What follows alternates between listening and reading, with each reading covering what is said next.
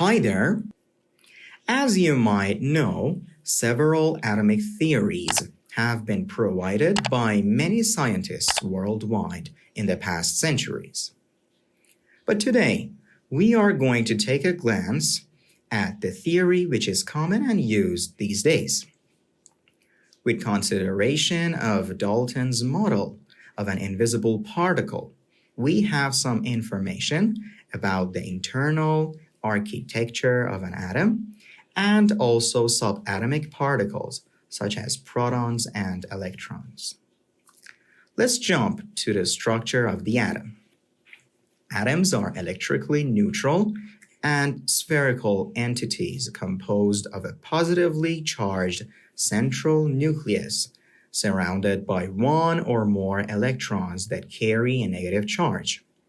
Electrons move at a fast pace around the nucleus and are attracted by the protons.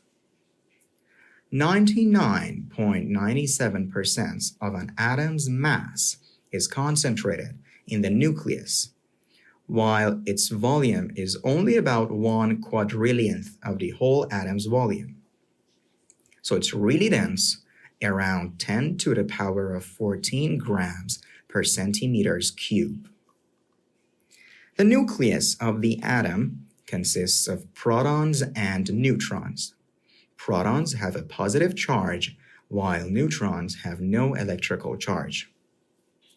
The magnitude of the electron and proton's charge are equal and opposite. That's why an atom with an equal number of electrons and protons is electrically neutral.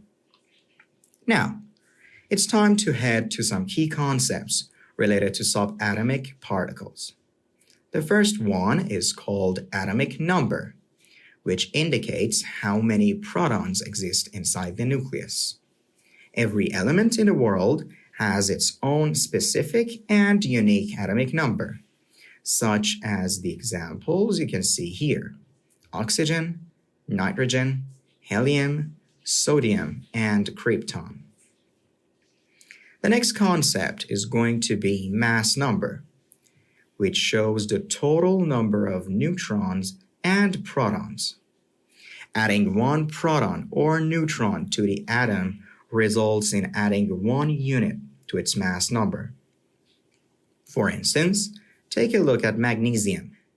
12 protons, 12 neutrons, and our mass number is 24. While the atomic number of an element is always the same, the mass number can sometimes differ. Let's consider carbon as an example again. All carbon atoms have 6 protons. That's fine, but when it comes to neutrons, we have 3 different groups. 98.89% of them have 6 neutrons, 1.11% have 7 neutrons, and you may wonder that 0.01% even have 8 neutrons.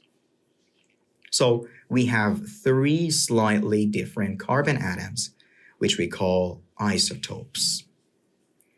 One critical key point is that the chemical properties of an atom are based on the number of electrons. So all different isotopes of an element provide almost identical chemical behavior, although they have different masses.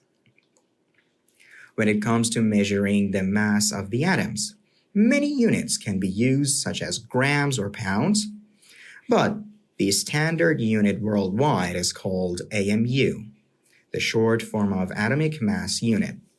1 AMU equals the mass of 1 carbon-12 atom divided by 12. So we can say that the weight of an hydrogen atom is 1.008 AMU. Or, in other words, carbon-12 is 12 times the mass of an hydrogen atom. It's good to know that 1 AMU equals to 1.66 times 10 to the power of minus 24 grams.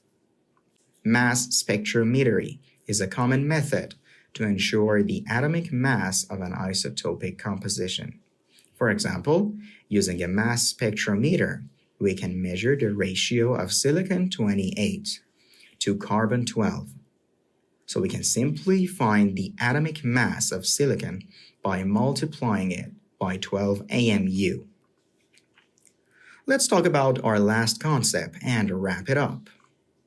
As there are different portions of isotopes in nature, we should find the average atomic mass or atomic weight. That can be calculated using the formula below. Multiply each isotope's mass by its portion, add them together, and at the end, divide it by 100. There you go, with the average atomic weight. Here you can see that the answer for the silicon atom is 28.09 AMU, based on its different isotope portions.